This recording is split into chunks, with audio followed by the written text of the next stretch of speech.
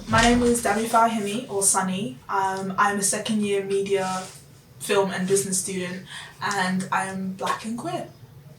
Hi, my name's Enzo Mariani. I'm a second year international business student with Mandarin, and I am gay. Okay, so second question.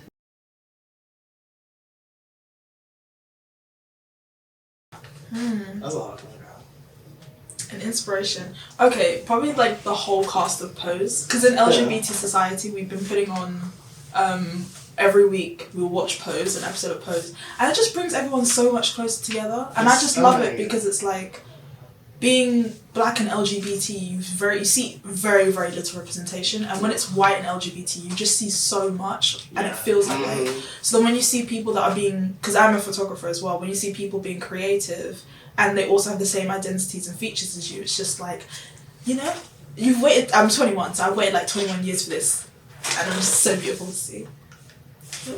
I mean, I definitely have to say Monique Hart from Drag Race. As a drag queen, I do look up to many black drag queens there are. I think in the UK, for using a home example, Son of a Tutu, using tradition to show off her drag. Those are the two ones which come to my mind immediately, I'd say. Also, I've got to say Janelle Monáe as well, and Hayley Kiyoko. It's a complicated.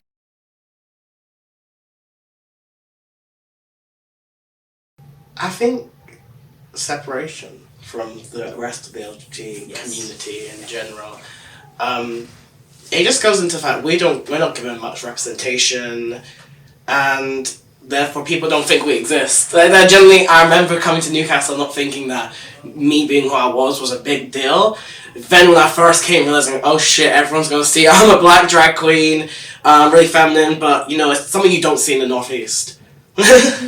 I think, I completely agree with that, because it's like the LGBT community can, in general, it can be quite excluding sometimes, because not only am I part of the LGBT community, I'm also black, and I have so many other identities attached to that as well, and it can sometimes feel like in the black community your LGBT side of it isn't accepted, and then in the LGBT community your blackness isn't accepted, and even if it is accepted, we are highly fetishized, so it's kind of like people will actually come up to you and say, I've never been with a black girl before, or a black guy, and it's like we're not something to kind of like tick off like a checklist, like, oh, I've had sex with a black person, lit. Like, we're actually human beings who feel things, and we're sad and we're happy, so it's just kind of that, like we're a toy or something, so But I agree with your point, like from both sides, from being BAME and then being LGBT from both communities,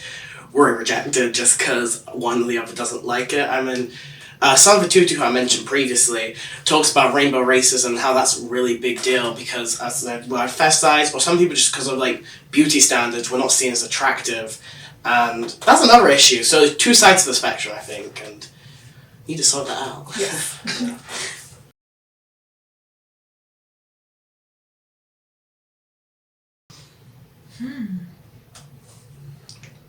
Why is it important? Why is it important? I think it's important because you gotta look back and realize that it wasn't like white people who mainly sorted out. It was actually there were lots of POCs involved in it.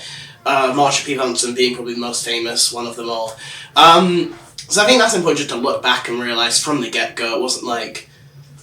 I think also from the BAME point of view, teaching BAME people that are like, well, personally the black community, that like white people didn't create a disease called LGBT, and it's not a white disease which came to black people when they came to the UK. No, it's always been there. It's always been present.